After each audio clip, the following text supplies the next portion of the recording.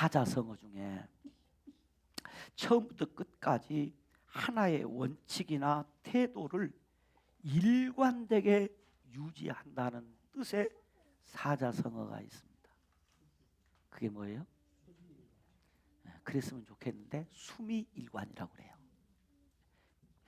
비슷한 말이 초지일관이에요.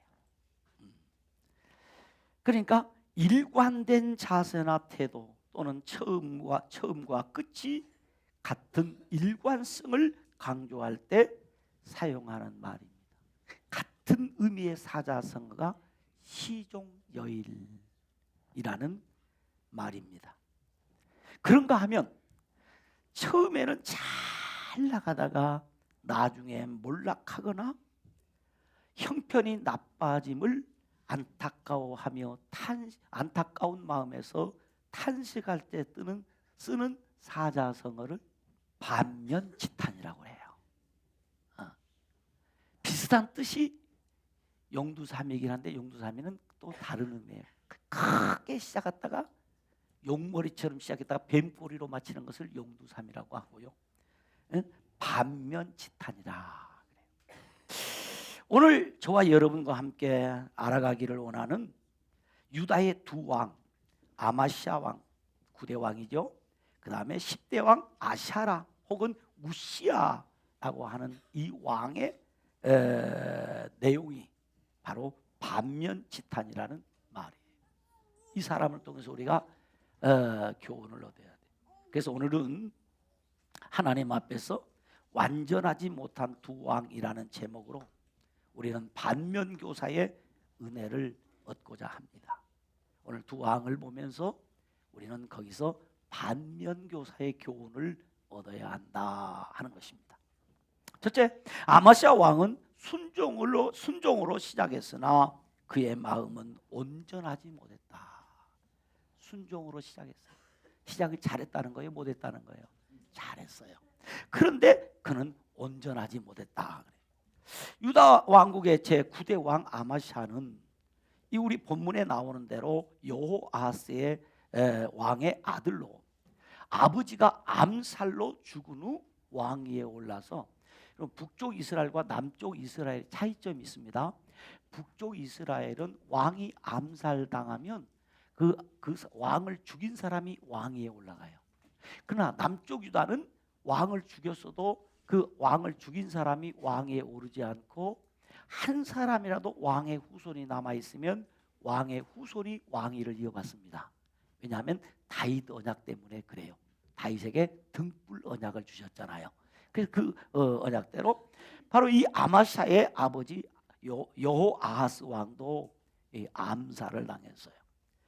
그래서 이 아마시아라는 사람이 왕이 되었습니다. 그런데 이 아마시아 왕은 통치 초기에는 하나님 앞에서 올바른 일을 행했지만 그는 온전하지 못했다 하는 거죠. 열왕기하 14장 3절에 보니까 이렇게 기록했어요. 여러분 14장 3절 성경 보면 아마시아가 여호와 보시기에 정직히 행하였으나, 그러니까 정직히 행했죠. 언제? 처음에. 그러나 행하였더라 이러면 좋을 텐데 행하였으나 그 조상 다윗 같지는 아니하였고 모자랐다는 거예요. 역대하 25장 2절에 보면 그가 여호와 보시기에 정직히 행하였으나 온전한 마음으로 행하지 아니하였더라라고 했어요. 그는 율법을 따랐지만은 어찌했느냐? 산당 제사와 우상 숭배를 제거하지 않았다. 부족했다는 거예요. 이왕에 할 것 확실하고 깨끗하고 말끔하게 하시기 바랍니다. 그래야지 한쪽 다리는 여기 한쪽 다리는 여기. 잘못하면 찢어집니다. 확실하게 이왕에 예수 믿었는데, 이왕에 내가 하나님의 자녀가 되었는데 확실하게 끊을 것 끊고 자를 것 자르고 포기할 것 포기하고 놔버릴 것 놔버리고 잡을 것 확실하게, 다시 잡을 것 확실하게 붙잡아야 돼. 어죽되게 하기가 힘들어. 그런데 이 아마샤 왕은 그랬단 말이에요. 역대하 25장 3절로 4절에 보니까 이렇게 기록했어요. 그의 나라가 굳게 섬에 그의 부왕을 죽인 신하들을 죽였으나 자녀를 죽이지 아니하였으니 이는 모세 율법책에 기록된 대로 함이라라고 했어요. 갈지자 걸음을 걷는 거예요. 자, 하나님 보시기에 정직하게 행했으나 온전하지 못했어요. 그런데 또 아버지를 죽인 자들을 전부 죽이면서도 또 율법을 따릅니다. 율법 신명기서 말씀대로 자녀로 말미암아 아버지를 죽이지 말 것이요 아버지로 말미암아 자녀를 죽이지 말 것이라. 오직 각 사람은 자기의 죄로 말미암아 죽을 것이다. 연자제를 안 했다는 거예요. 아버지 죄 때문에 자식을 안 죽였어요. 자녀로 인해서 부모를 죽이지 말고 부모의 죄로 말미암아 자녀를 죽이지 말라고 하는 그 율법을 지키는 거예요. 잘한 일이죠. 잘했어요. 그런데 세 번째로 그가 소금골짜기 전투에서 30만 군사를 조직하고 이스라엘 용병 10만 명을 고용을 합니다. 그때 하나님의 사람, 하나님의 선지자가 나타나서 이 아마샤 왕에게 용병을 돌려보내라고 말합니다. 그러니까 또 아마샤가 선지자 말을 잘 들어요. 그래서 이 자국 병사 30만으로 예돔 병사와 전투를 해서 에돔 병사 10,000명을 죽입니다. 그리고 전리품을 얻는데 바로 셀라. 지난번 이스라엘 때 가봤어요. 페트라. 와, 굉장하잖아요. 그 계곡. 쫙 들어가면 왕이 있던데 그 벽에 이 돌에다가 그 왕궁 그림 새겨놓은 거. 와, 그것을 선물로 전리품으로 얻었어요. 뭐 하니까 선지자 말을 들으니까 하나님이 축복으로 전쟁에서 크게 이기겠단 말이에요. 하여튼 여러분요, 회의를 하고 하나님 말씀대로 순종해 살면 하나님이 복 주십니다. 틀림없어요. 틀림없어.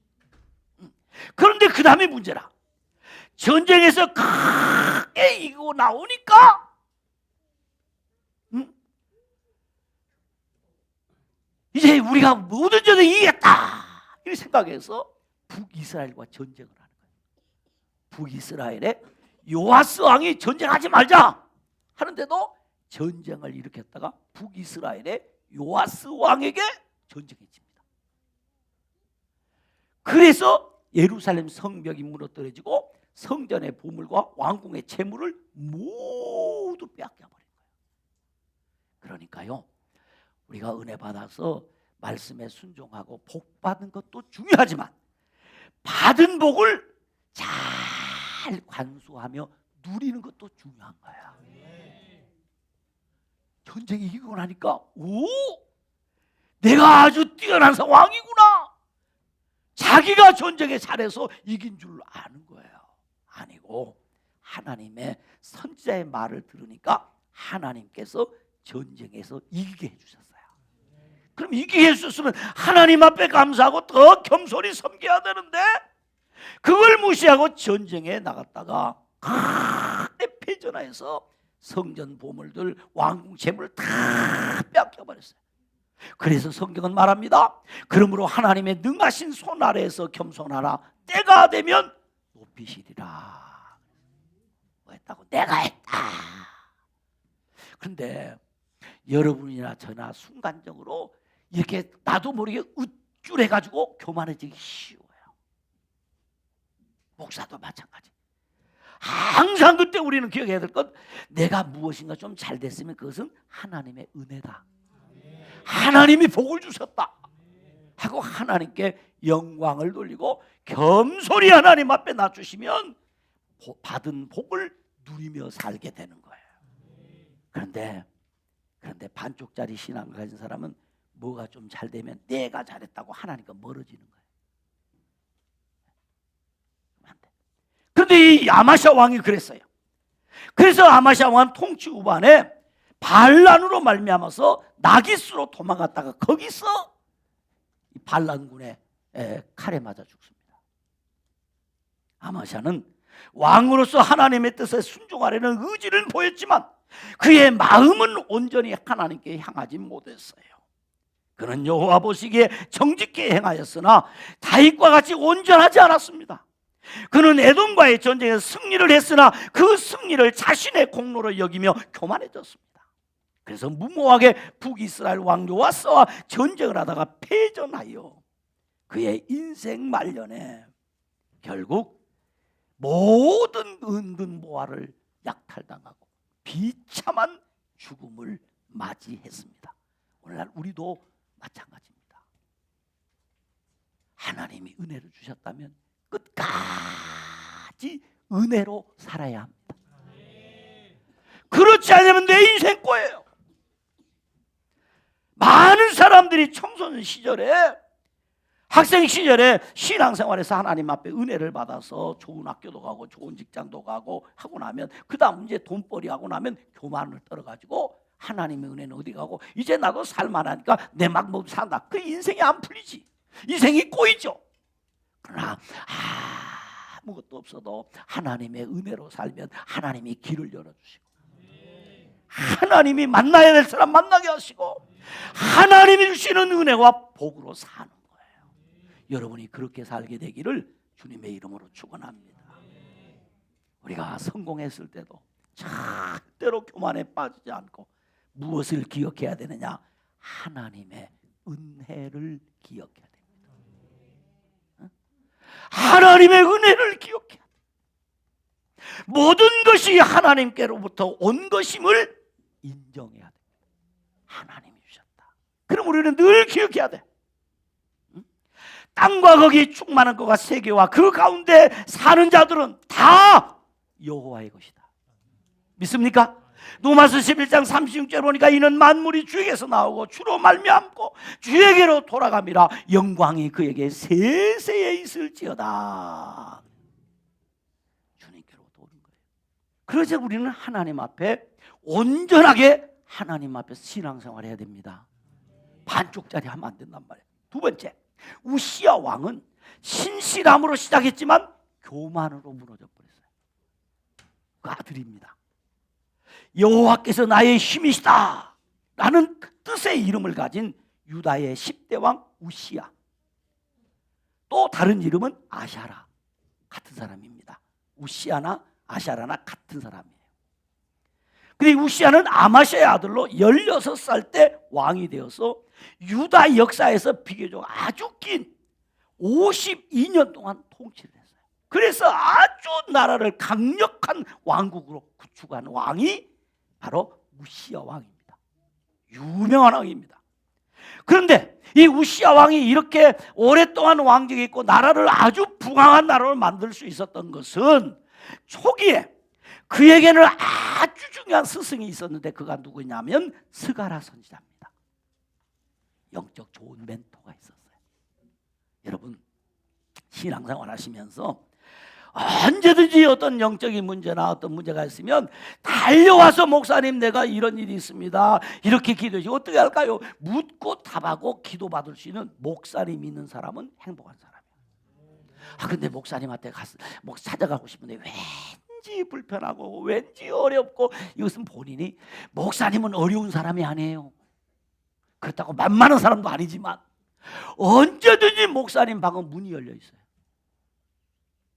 언제든지 목사님에게 목사님 제가 이래요 하고 기도받고 신앙지도 받을 수 있어야 돼요. 네. 그게 좋은 거예요. 그리고 내가 혹시 뭐 잘못했을 때 언제든지 목사님이 여러분을 책망할 수 있으면 여러분 복 있는 사람입니다. 아무나 책망 안 해요. 왜? 책망하면 가시도 친 사람은 들이받습니다. 내가 잘못했을 때 내가 신앙의 길을 떠났을 때 목사님이 언제든지 똑바로 해. 이래도 나는 시험이 안 되고 상처가 안 되고 감사가 되고 기쁨으로 순종할 수 있는 성도. 그 사람이 복 있는 사람이에요. 내가 책망을 자유롭게 할 수 있는 사람. 근데 책망해보면 그 사람의 신앙이 나오거든요. 책망해보면 그 그 신앙이 나와요. 못 받는 거예요, 본인이. 여러분 생각해 보세요. 하나님도 그러시지만 주의 종들이 성도를 책망할 때 미워서 하는 책망이 있을까요? 미우면 책망 안 해요. 그 사람 불편하면 책망 안 해요. 사랑하는 마음이 있을 때 책망하는 거거든요. 근데 그걸 못 받아. 이 우시야 왕은 스가랴 선지자의 가르침을 받아 하나님의 말씀을 따라서 철저하게 하나님을 찾았어요. 그러니까 어떻게 했느냐? 역대하 26장 4, 5절에 보면 우시야가 그의 아버지 아마시아의 모든 행위대로 여호와 보시기에 정직하게 행하며 하나님의 묵시를 밝히 하는 스가랴가 사는 날에, 스가랴 선지자가 살아있는 날에는 어찌했느냐?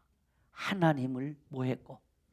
찾았고, 하나님을 찾았고, 그가 여호와를 찾는 동안에는 하나님이 어떻게 하셨다? 형통하게 하셨다. 요즘 말로 말하면 그 스가랴 선지자의 지도를 받는 동안에는 신앙이 아주 좋았고 그의 삶이 형통하여 잘 됐다, 복을 받았다는 거예요. 이 말을 읽으면서 우리 유추가 됩니다.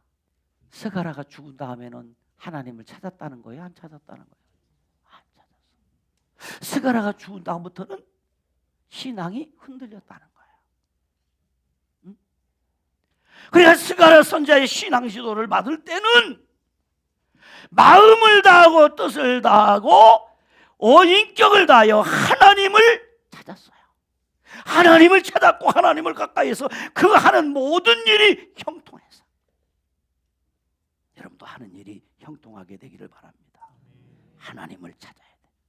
여호와를 찾는 자는 모든 좋은 것에 부족함이 없으리라. 아모스 5장 6절에 보면 너희는 여호와를 찾으라 그리하면 살리라. 여호와를 찾았다는 거예요. 그래서 그는 어떻게 했느냐? 강력한 군대를 조직하여 주변에 있는 블레셋, 아라비아, 암몬과의 전쟁에서 모두 승리를 했어요. 전쟁만 나가면 승리라. 역대하 26장 6절로 8절에 보면 블레셋 사람들의 성읍을 무너뜨리고 암몬 사람들에게 조공을 받고 예루살렘 성벽에 망대를 세우고 국방을 강화했습니다. 궁술과 투석기를 사용한 무기를 제작하여 군사를 그 주변의 모든 국가보다도 우위를 위해서 국방이 튼튼한 나라가 됐어요. 그런가 하면 역대하 26장 10절에 보면 농업과 목축업을 장려하여 경제적으로 아주 번성했어요. 자, 군사력이 강하고 경제력이 강하면 선진국입니다. 그 당시에 이 유다라는 코딱지만한 나라가 군사력이 얼마나 강하고 경제력이 얼마나 강한지, 이거 누가 했냐면 바로 우시야 왕이 그랬단 말이에요. 이렇게 나라가 강국으로 만들 수 있었던 것은 어떻게 해서 그랬느냐? 성경에 보니까 역대하 26장 15절에 보니까 이렇게 기록했어요. 하나님께서 도왔는데 어떻게 되냐? 기이한 도우심을 이루셨다 그랬어요. 그의 이름을 멀리 퍼지면 기이한 도우심을 얻어 강성하여짐이라. 기이하게 도왔다. 말은 일반 사람이 상상 못하는 방법으로 하나님이 도와주셨다는 거예요. 여러분, 하나님의 귀한 도움을 받으며 사시기를 주님의 이름으로 축원합니다. 그러니까 이 작은 나라가 군사력이 아주 누구도 넘볼 수 없는 나라가 되고 경제력이 얼마나 튼튼하게 됐든지 주변 사람들이 우시야 왕 그러면 와 할 정도로 이름이 널리 퍼졌어. 그런데 그 어떻게 됐느냐? 하나님이 기이하게 도와주셨기 때문에 그렇다. 일반적으로 도와주지 않고 도와주셨어요. 그런데 이 우시야 왕이 군사적으로 경제적으로 크게 성공해서 나라가 부강한 나라가 되니까 어떻게 되느냐? 마음이 교만해졌어요. 그래서 결국 타락의 길로 접어들었어. 역대하 26장 16절에 보니까 이렇게 기록했어요. 한번 보십시다.